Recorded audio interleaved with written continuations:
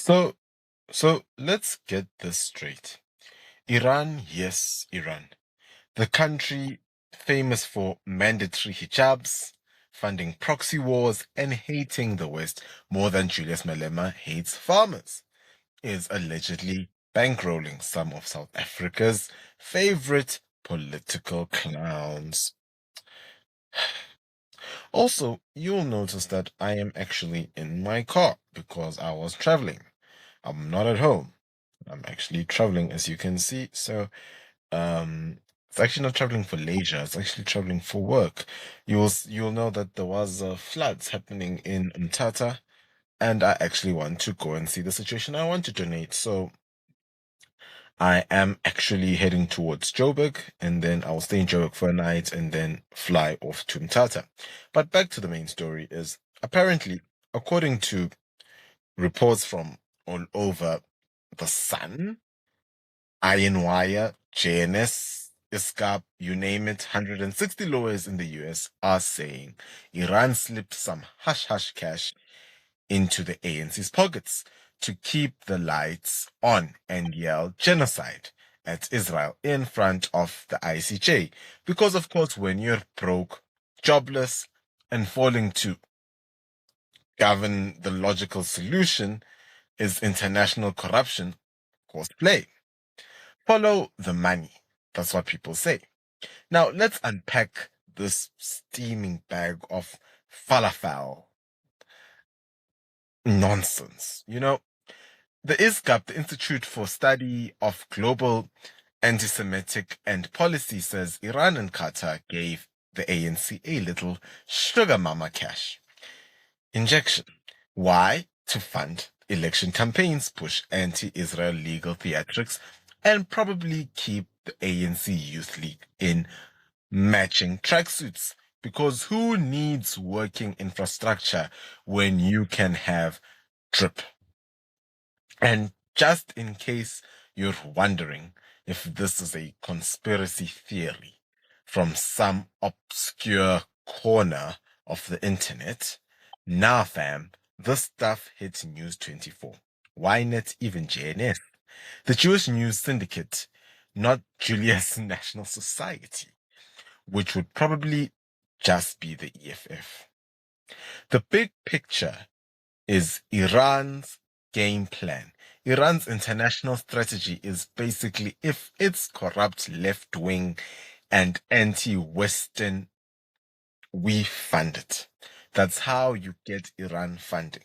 Hamas, Hezbollah, the Houthis, and maybe now the Saudi Mutsuneng fan club, otherwise known as the MKP or the MK Party, as well as other parties like the EFF and South Africa. Oh, we've become the influencer level soft targets between shady NGOs, dodgy Islamic universities, and cultural exchange programs that somehow only exchange ideology and cash. Iran is allegedly laying down roots in Mzansi. They use places like Al Mustafa University and the Al Bait Foundation. Also, before we stop right there, you will know the gift of the givers. I don't like that foundation.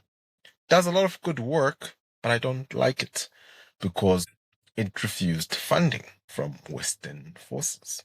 Now, let me not, or allegedly, I need to highlight allegedly. I need to highlight the word allegedly.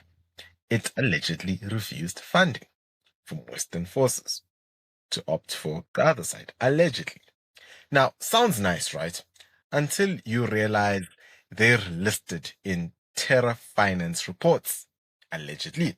It's like opening a university called the Friendly Bomb School and acting shocked when the CIA knocks. Now, let's talk EFF, ANC, and MK. Now, if Iran is indeed bankrolling anyone in SA, let's be honest, it's not the DA. John Steenhuisen doesn't exactly scream death to Israel, does he? No. But you know who does?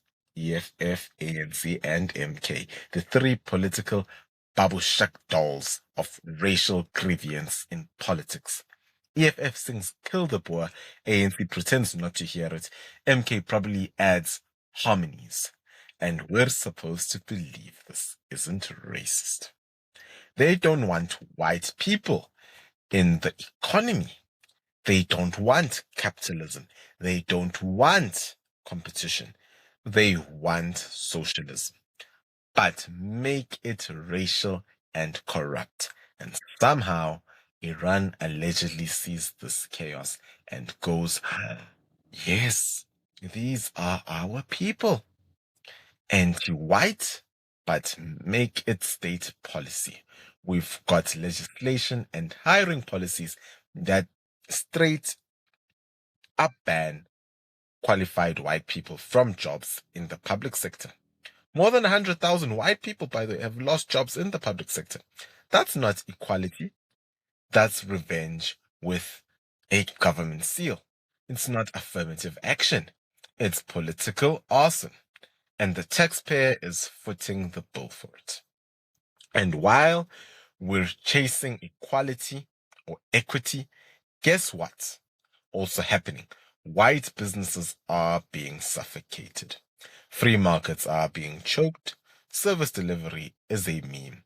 And Iran might allegedly be sitting in the background, vibing, watching ANC, EFF, and MK drag South Africa through the mud like it's an Olympic sport. Johanne, but wait. I'm sure it's all just a coincidence, right? The ANC is just filing cases at the ICJ out of the goodness of their bankrupt, cadre-deployed hearts. Malema sings Kill the Boer because he's a misunderstood choir boy. MK's manifesto reads like a bad WhatsApp conspiracy chain, but I'm the crazy one for suggesting something's wrong. No, no, no. Don't worry. It's totally normal that a foreign country under sanctions for terrorism is allegedly interested in our elections and our anti-capitalist parties. Nothing to see here. Move along. Speak about death to democracy. Who really pays? But let me tell you, who actually foots the bill for all this geopolitical clownery. You, me, the unemployed graduate, the overtaxed small business, the guy who just got retrenched because some politician needed to tick a race box. We are paying for the circus while people who should be fighting crime, building roads, and boosting trade are out here pretending they're Nelson Mandela meets Che Guevara meets Khamenei. Now, Iran allegedly funds parties that hate the West, hate Israel, and let's be honest, hate white people having a say in the country's economy and its affairs. And instead of calling it what it is, racism, right, they call it transformation. Nah, chief, it's destruction wearing knit cloth. We need fewer slogans and more small businesses, fewer Marxists and more markets. And if Iran wants to fund racial division in SA, they need to be told, not today. Abu Hamza, not on our soil. Ladies and gentlemen, that's it for today's episode of 10 Minutes with Kuhle. I've been your host. Please don't forget to like, share, subscribe, as well as sign up for membership. It's as cheap as 20 Rand. Tell a friend and ask your local comrade if their campaign posters came with a side of Persian oil money so that we can get this fight rolling. Till next time, peace. Like I said, I'll be in Umtata later on. What do you call it? I'll be in Umtata later this evening, and yep. We'll be working actually tomorrow, early morning, and I should be back about in the afternoon tomorrow. So Yep. It's really a one night thing, but it's really just to go and assist and see what is happening. Till next time. Bye.